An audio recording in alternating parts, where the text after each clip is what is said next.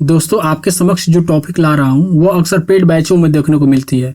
तो यह topic NCERT का है, जिससे 1 से 2 प्रश्न प्रत्येक साल आते रहते हैं। तो चलिए बिना देरी किए हुए स्टार्ट कर लेते हैं। आप लोग चैनल को सब्सक्राइब कर लीजिएगा। चलिए अपने टॉपिक की तरफ आते हैं, उसको स्टार्ट कर लेते हैं। चलिए लाइन को पढ़ते हैं, और यह लाइन आप लोग एक एक चीज़ देखिएगा, एक एक शब्द देखिएगा, क्योंकि स्टेटमेंट के रूप में आपको यहाँ प्रश्न पूछा जा सकता है। पृथ्वी की सतह की सबसे ऊपरी परत को हम लोग पर्पटी कहते हैं। यह सबसे पतली परत होती है। आप देख सकते हैं यह पृथ्वी का मॉडल है, और यह पृथ्वी का सबसे ऊपरी भाग है, ऊपरी परत है। तो इसी परत को हम लोग क्या बोलते हैं? पर्पटी बोलते हैं। यह महाद्वीपीय संहति में 35 किलोमीटर तक फैला हुआ है, और समुद्र सतह की बात करें तो 5 किलोमीटर तक। यहाँ इसमें देखिए, यह महासागरीय पर्पटी हो गया, यह महाद्वीपीय पर्पटी। तो यहाँ पे महासागरीय की बात करें तो यह 5 किलोमीटर तक है, और महाद्वीपीय पर्पटी की बात करें तो यह 35 किलोमीटर तक है। चलिए आगे देखते हैं। महाद्वीपीय संहति मुख्य रूप से सिलिका और एल्यूमिना जैसे खनिजों से बनी होती है। यह प्रश्न बार बार पूछा जाता है, बहुत बार पूछा गया यह प्रश्न, और इसलिए इसे Cl कहा जाता है। सिलिका से C बना हुआ है, एल्यूमिना से L बना हुआ है, दोनों को मिलाकर Cl कहा जाता है। यह प्रश्न पूछा जाता है, इसको आप लोग देखिएगा। क्या क्वेश्चन कैसे पूछेगा? देखिए प्रश्न कैसे पूछेगा स्टेटमेंट के रूप में। महाद्वीपीय संहति मुख्य रूप से सिलिका एवं एल्यूमिना जैसे खनिजों से बनी है। स्टेटमेंट 1 हो जाएगा। स्टेटमेंट 2 कैसे पूछेगा? इसलिए इसे Cl कहा जाता है, और ऑप्शन दे देगा, ऑप्शन A B करके। ऑप्शन A सही है, ऑप्शन B गलत है, या ऑप्शन A और B दोनों गलत है, या ऑप्शन A और B दोनों सही है और उसकी सही व्याख्या करता है। इस तरह से प्रश्न आपको आ सकता है।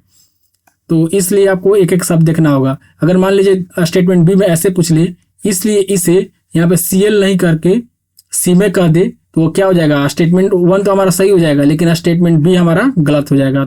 इसलिए मैं बोल रहा हूँ कि एनसीईआरटी का आपका प्रत्येक शब्द देखना होगा, प्रत्येक लाइन देखना होगा। चलिए अगला देखते हैं। ये तो हमारा हो गया महाद्वीपीय संहति का, और महासागर की देख लेते हैं। महासागरीय पर्पटी जो होती है वो सिलिका और मैग्नीशियम की बनी होती है, और इसलिए C में कहते हैं। C से C में, और मैं से मैग्नीशियम। ठीक है, चलिए अगला स्लाइड देखते हैं। पृथ्वी की पर्पटी के ठीक नीचे मेटल होता है। ये तो हम लोग बात कर ले पर्पटी हो गया। अब ये क्या हो गया? हमारा मेटल हो गया। यहाँ से यहाँ तक हमारा हो गया पर्पटी, और उसके जस्ट नीचे आप देख सकते हैं इसमें ये जो एरिया है हमारा, थोड़ा मैं इसको कलर चेंज कर लेता हूँ। यहाँ से यहाँ तक ये जो एरिया हो गया हमारा मेंटल बोलता है, और उसके बाद का जो नीचे वाला एरिया होता है, यहाँ यह बाह्य क्रोड होता है, और यहाँ पे आंतरिक क्रोड होता है। तो चलिए एक एक करके थोड़ा देख लेते हैं इन सबको। पर्पटी के ठीक नीचे मेटल होता है, जो 2900 यानी 2900 किलोमीटर गहराई तक होता है। यहाँ से यहाँ तक कितना होता है? यह 2900 किलोमीटर होता है। इसकी सबसे आंतरिक परत क्रूड है, जिसकी त्रिज्या लगभग 3500 किलोमीटर है। ये बायो क्रूड हो गया, और ये आंतरिक क्रूड हो गया।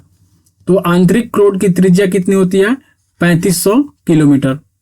और यह किस चीज से मिलकर बनती है? तो निकल और लोहे से मिलकर बनती है, जिसे हम लोग क्या कहते हैं? नीफे कहते हैं। ठीक है, स्क्रीनशॉट करके रख लीजिएगा, या बाद में नोट से इसको बना लीजिएगा, क्योंकि एग्जाम में प्रश्न इससे बार बार आते हैं। चलिए अगला स्लाइड देखते हैं। और एक चीज है यहाँ पे, केंद्रीय क्रोड यानी आंतरिक क्रोड जो होता है, उसका तापमान और दाब काफी उच्च होता है। चलिए अगला स्लाइड पे चलते हैं। शैल एवं खनिज। पृथ्वी की पर्पटी अनेक प्रकार के शैलों से मिलकर बनती है। पृथ्वी का जो ऊपरी भाग होता है, पर्पटी जो होता है, वो विभिन्न प्रकार के शैलों से मिलकर बनती है। और पृथ्वी की पर्पटी बनाने वाले जो खनिज होते हैं, उनको क्या बोला जाता है? प्राकृतिक पिंड बोला जाता है। और शैल विभिन्न रंग, आकार या गठन के हो सकते हैं। जैसे यहाँ पे फिगर में आप देख सकते हैं, यहाँ पे इनका आकार, रंग, रूप, गठन, ये सभी क्या है? भिन्न है। चलिए आगे देखते हैं। शैल 3 प्रकार का होते हैं। एक आग्नेय होता है, दूसरा अवसादी होता है, तीसरा कायांतरित होता है। इन सभी के बारे में हम लोग आगे डिस्कशन करेंगे, जितना एग्जाम के लिए महत्वपूर्ण है, कि इससे बाहर आपका एक भी क्वेश्चन नहीं जाएगा। इग्नियस, सेडिमेंट्री और मेटाफॉर्फिक। ठीक है, चलिए आगे अगला स्लाइड में इन सबको बढ़िया से समझते हैं। देखिए यहाँ पे ज्वालामुखी का विस्फोट होने के बाद में, ज्वालामुखी विस्फोट होता है तो इसमें से बहुत सारी चीजें निकलती हैं, जैसे गैस हो गया, राख हो गया, लावा हो गया, ये सभी चीजें बाहर निकलती है। प्रारंभ में ये लावा लिक्विड फॉर्म होती है, बहते हुए बाहर की तरफ आती है, यानी ढलान से होते हुए नीचे आती है, और नीचे आकर क्या होती है? यहाँ पे देखिए, नीचे आती है और एक जगह रुक कर ये ठंडी होने लगती है। जब ये ठंडी हो जाती है तो धीरे धीरे यह कठोर हो जाती हैं। इस तरह से जो सेल का निर्माण होता है उसे हम क्या कहते हैं, आग्नेय सेल कहते हैं। ज्वालामुखी फटने के बाद में सबसे पहले इसी सेल का निर्माण होता है, इसलिए इसे हम लोग क्या कहते हैं, प्राथमिक सेल भी कहते हैं। आग्नेय सेल को भी हम लोग दो भागों में बांट सकते हैं, एक अंतर्भेदी और दूसरा हो गया बहिर्भेदी। चलिए इन दोनों को हम लोग अगला स्लाइड पर देखते हैं। जो द्रवित मैग्मा होता है उसी को हम लोग लावा कहते हैं, जो पृथ्वी के आंतरिक भाग से निकलकर सतह पर आ जाता है और ठंडा होकर आग्नेय सेल का निर्माण करता है। चलिए आग्नेय सेल के प्रकार के बारे में बात कर लेते हैं। जब द्रवित लावा पृथ्वी की सतह पर आता है तो वो तेजी से क्या होता है, ठंडा हो जाता है। ठंडा होने के बाद में वो ठोस बन जाता है। तो प्रॉपर्टी पर यानी पृथ्वी की सतह पर इस प्रकार बने सेल को हम लोग बहिर्भेदी आग्नेय सेल के नाम से जानते हैं। बहिर्भेदी मतलब जो बाहर बना हुआ है। ये हमारा फिगर 1 हो गया, ये फिगर 2 हो गया। फिगर 2 में देखिए, जब यहाँ पे ज्वालामुखी का विस्फोट होता है तो मैग्मा ऊपर से होते हुए नीचे आता है और नीचे आकर वो सतह पर ठंडा होकर ठोस बन जाता है। तो इस प्रकार बने सेलों को हम लोग बहिर्भेदी आग्नेय सेल के नाम से जानते हैं, यानी वो बाहर आकर बन रहे हैं। इसकी संरचना बहुत महीन दानों में होती है, जैसे बेसाल्ट। दक्कर का पठार बेसाल्ट सेल से बना हुआ है, उसका उदाहरण है। ठीक है, अब आइए अंतर्भेदी आग्नेय सेल की बात कर लेते हैं। द्रवित मैग्मा कभी कभी पृथ्वी के अंदर एक गहराई में ही ठंडा हो जाती है। फिगर 1 में देखिए, द्रवित मैग्मा यहाँ पर अंदर गहराई में क्या हो जा रही है, ठंडा हो जा रही है। तो इस प्रकार बने ठोस सेलों को अंतर्भेदी आग्नेय सेल कहते हैं। यह धीरे धीरे ठंडा होती है, जिसके कारण ये बड़े दानों का रूप ले लेती है। और इसका उदाहरण क्या होगा, ग्रेनाइट सेल। ठीक है, ग्रेनाइट सेल इसका उदाहरण है, अंतर्भेदी का। और बहिर्भेदी का बेसाल्ट। दक्कन का पठार इसका आग्नेय सेल से बना हुआ है। इसका उपयोग आइए, अंतर्भेदी का उपयोग क्या होता है, लेई मसालों और दानों का चूर्ण बनाने के लिए जिन अपघर्षण पत्थरों का इस्तेमाल होता है उसमें किया जाता है, ये ग्रेनाइट से ही बने होते हैं। तो इस प्रकार जो अंदर जम जाते हैं उन्हें अंतर्भेदी, और जो बाहर आकर ठंडा होकर ठोस बनते हैं उसे बहिर्भेदी। चलिए अगला स्लाइड पे आते हैं। प्रत्येक लाइन आप लोग ध्यान से देखिएगा, क्योंकि स्टेटमेंट के रूप में आपसे यह प्रश्न पूछ लिया जाएगा। सेल लुढ़क कर, चटक कर और एक दूसरे से टकरा कर, जब ये सभी पहाड़ों से लुढ़कते हुए नीचे आएंगे या एक दूसरे से टकराएंगे तो क्या होंगे, छोटे छोटे टुकड़े में बढ़ जाएंगे। तो इस प्रकार के जो कण होंगे वो अवसाद कहलाएंगे। यहाँ पे देखिए, ये द्रवित लावा जो है मैग्मा, वो क्या होंगे, पृथ्वी की सतह पर आके ठंडा होगा और वो ठोस बन जाएगा, जिससे आग्नेय सेल का निर्माण होगा। जब ये लुढ़क कर और एक दूसरे से टकराएंगे तो क्या होगा, वो छोटे छोटे टुकड़ों में बढ़ जाएंगे, जिससे अवसाद का निर्माण होगा। और ये अवसाद क्या होगा, हवा के द्वारा या किसी अन्य कारणों द्वारा या जल द्वारा एक स्थान से दूसरे स्थान पर जाएंगे तो जाकर वहां पे जमा हो जाते हैं। और जब दबाव उन पे पड़ता है तो वो ठोस होकर एक परत का निर्माण करते हैं, जिससे हम लोग अवसादी सेल के नाम से जानते हैं।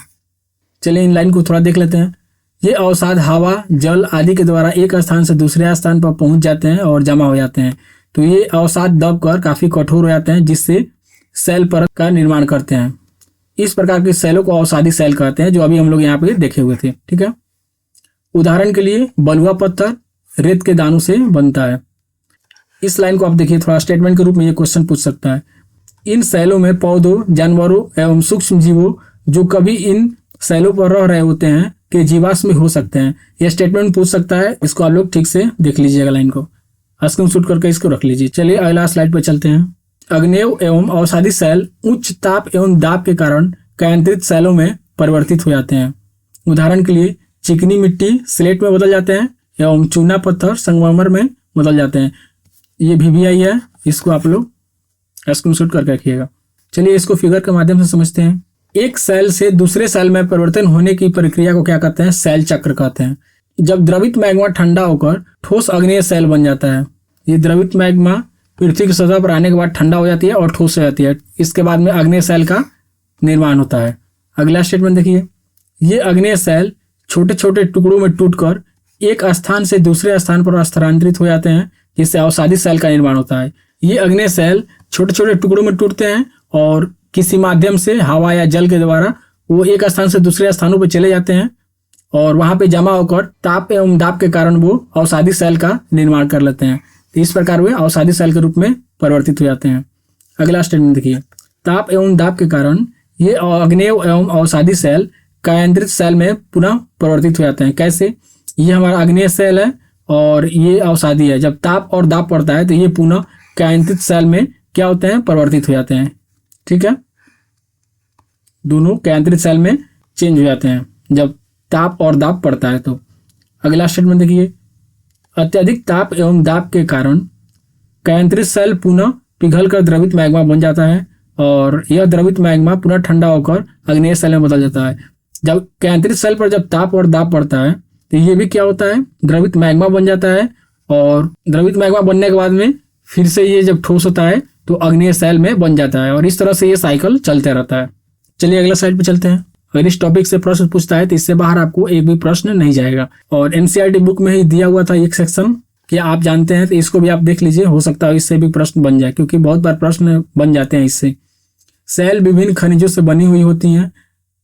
खनिज प्राकृतिक रूप में पाए जाने वाले पदार्थ होते हैं जिसका निश्चित भौतिक गुणधर्म और निश्चित रासायनिक मिश्रण होता है। ये आपको स्टेटमेंट अगर दे दिया तो स्टेटमेंट के रूप में यहाँ पर आ जाएगा। और दूसरा है विश्व की सबसे गहरी खान दक्षिण अफ्रीका में मौजूद है और इसकी गहराई की बात करें तो 4 किलोमीटर है। तेल की खोज में 6 किलोमीटर गहराई तक यहाँ पे खोदा जा चुका है। आई होप कि आपको सब कुछ समझ में आ गया होगा और अगर इस टॉपिक से प्रश्न पूछेगा तो आपको एक भी क्वेश्चन यहाँ से बाहर नहीं जाएगा। तो आज की क्लास कैसी लगी आप लोग कमेंट में बताइए और अगला क्लास किस चीज़ पे रखा जाए ये भी आप लोग कमेंट कर बताइए। आप लोग चैनल को सब्सक्राइब कर लीजिए।